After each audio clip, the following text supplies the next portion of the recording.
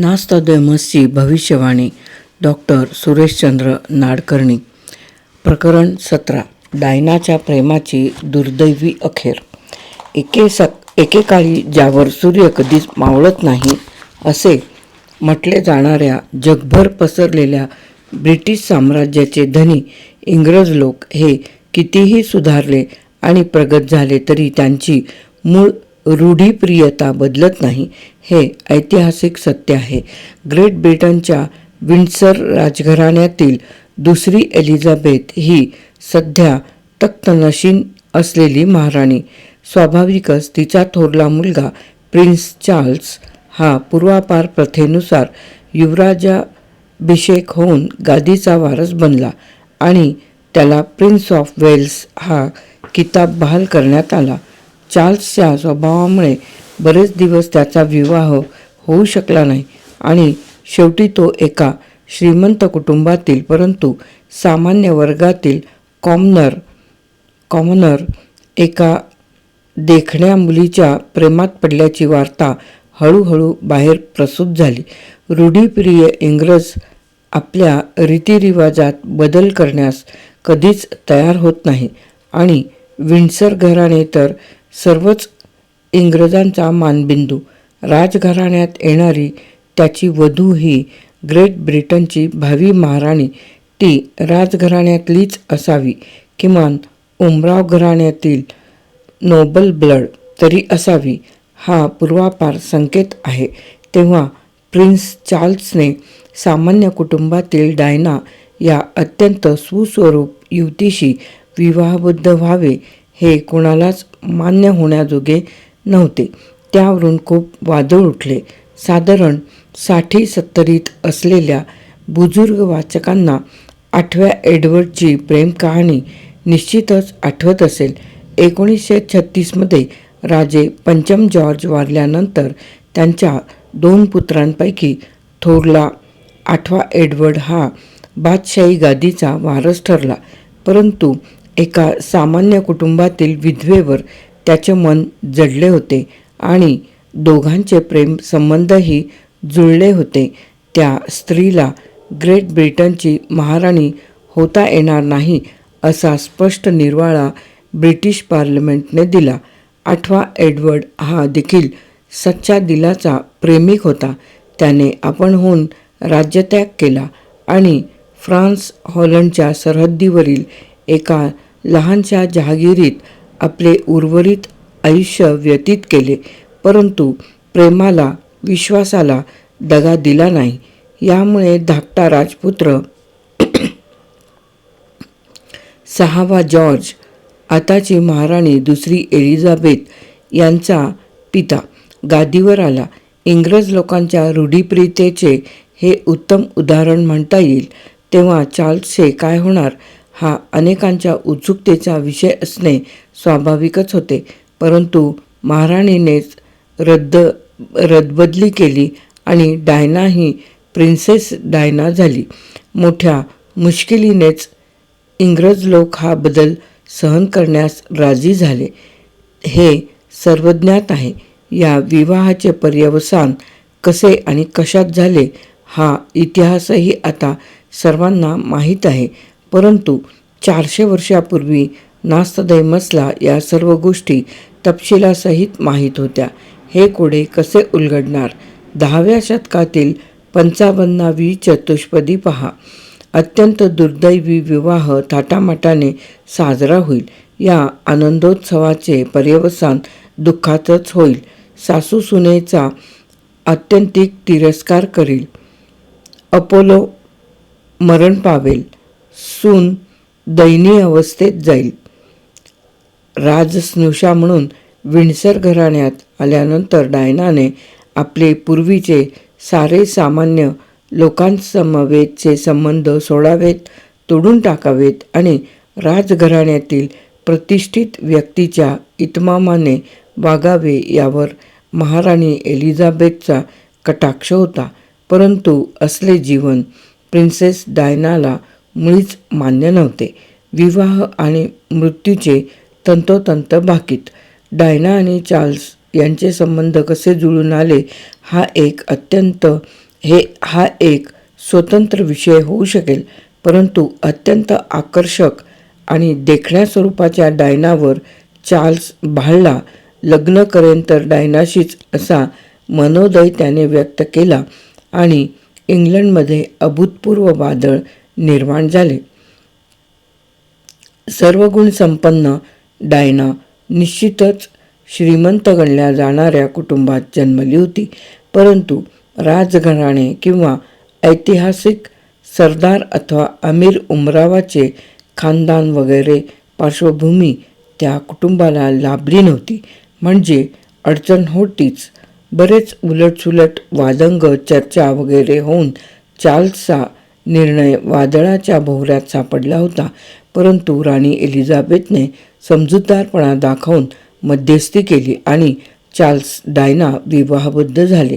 युवराज्ञी झाल्यानंतर राजघराण्यातील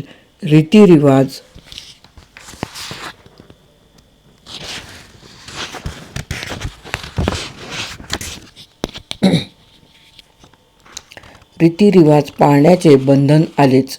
ते डायनाच्या अंगवळणी पडेना. तिचे सामान्य वर्गातील व्यक्तीसमवेत असलेले स्नेहसंबंध शाही कुटुंबाच्या प्रतिष्ठेला कमीपणा आणतात, असा रीतिरिवाज तज्ज्ञांचा निर्वाळा होता. पूर्वायुष्यात डायना अनेक समाजसेवा कार्यात सहभागी होत असे. अत्यंत आकर्षक, देखणी अन लागवी डायना सर्वांच्या कौतुकाचा विषय होत असे. समाजाच्या सर्व स्तरांतील गरजू लोक वेळी अवेळी तिला भेटण्यास येत. ते शाही रिवाजांत बसण्याजोगे नव्हते. शाही कुटुंबात कोणाचीही भेट पूर्वनियोजित पद्धतीनेच घेतली जाते. खाजगी सचिवामार्फत भेटीची वेळ, स्थळ, कालावधी, भेटीचे प्रयोजन, भेटप्रसंगी घ्यावयाचा अल्पोपहार, युवराज्ञीने त्या प्रसंगी परिधान करावयाचा वेश, अलंकार इत्यादी तपशील अगोदरच ठरविला जाणे आवश्यक आणि बंधनकारक होते. तोकड्या बिनबाह्यांच्या फ्रॉकपासून जीन खमीजपर्यंत सारे कपडे हौसेने परिधान करणाऱ्या स्वच्छंद वृत्तीच्या डायनाला ही बंधने मानवेनात आणि जनसंपर्का वाचून तिला घुसमटल्यासारखे वाटू लागले. रीतिरिवाज मोडले जाऊ लागले. अत्यंत रूढीप्रिय राजघराण्यात ही वागणूक सहन होण्याजोगी नव्हतीच.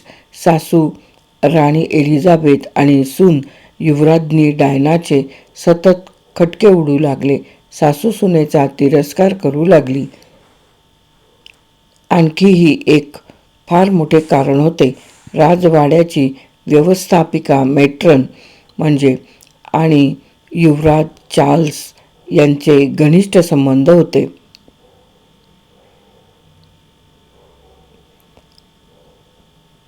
वारंवार सूचना देऊनही चार्ल्स आपले चाळे बंद करण्यास राजी नव्हता. शेवटी परिणाम व्हायचा तोच झाला. चार्ल्स आणि डायना यांचा घटस्फोट झाला. त्यानंतरही शाही बंधनांतून मुक्त झालेल्या डायनाचे स्वच्छंद वागणे पूर्ववत सुरू झाले. समाजसेवेत रमणाऱ्या अत्यंत आकर्षक देखण्या डायनाभोवती इच्छुक मित्रपरिवार गोळा होऊ लागला. जन्माने अरब परंतु फ्रान्समध्ये व्यवसाय करणारा अतिधनाढ्य मोहम्मद अल फाऊद हा व्यावसायिक क्षेत्रात बिझनेस किंग म्हणून ओळखला जात असे. त्याचा एकुलता एक मुलगा दोधी फाऊद हा डायनाच्या प्रेमात पडला. दोघांची घनिष्ठ मैत्री होती आणि ते विवाहबद्ध होतील असे निकटवर्ती वर्तुळात बोलले जात होते.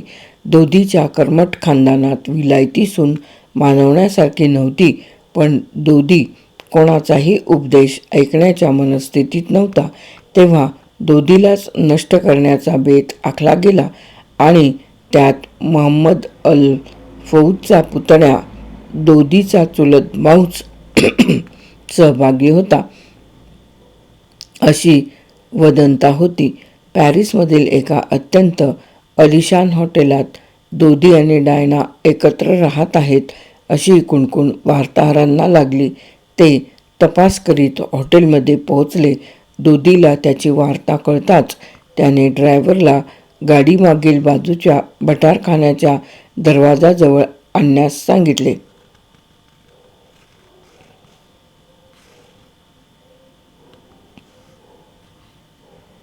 दौदीला त्याची वार्ता कळताच त्याने ड्रायव्हरला गाडी मागील बाजूच्या भटारखान्याच्या दरवाजाजवळ आणण्यास सांगितले. दौदी, त्याचा अंगरक्षक आणि डायना मोठ्या त्वरेने तेथून बाहेर पडले. काही क्षणांतच वार्ताहरांना ही गोष्ट कळली आणि ते 6ही वार्ताहर वेगाने दौदीच्या मोटारीचा पाठलाग करू लागले. शेवटी अपघात नक्की कसा झाला वा घडवून आणला गेला हे स्पष्ट झाले नाही, परंतु दौदी आणि डायना या दोघांचाही या अपघाताने हृदयद्रावक अंत झाला. 31 ऑगस्ट 1997. नास्तादैमसला मात्र हा सारा तपशील 400 वर्षापूर्वीच माहीत होता. 8व्या शतकातील 32वी चतुष्पदी सांगते, फ्रेंच राजा, तुझ्या पुतण्यापासून सावध राहा.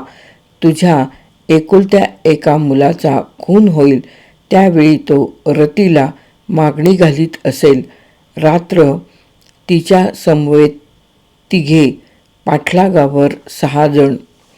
या चतुष्पदीतील फ्रेंच राजा म्हणजे महम्मद अल फौद, रती म्हणजे अत्यंत देखणी डायना, गाडीत तिच्या समवेत दौदी, त्याचा अंगरक्षक आणि ड्रायव्हर हे तिघेच होते आणि पाठलागावर असणारे वार्ताहरही बरोबर 6च होते. हा सर्व बारीक सारीक तपशील नास्तादैमसला 400 वर्षापूर्वीच कसा काय ज्ञात झाला? प्रकरण 17 येथे समाप्त. नास्तादैमसची भविष्यवाणी डॉक्टर सुरेशचंद्र नाडकर्णी.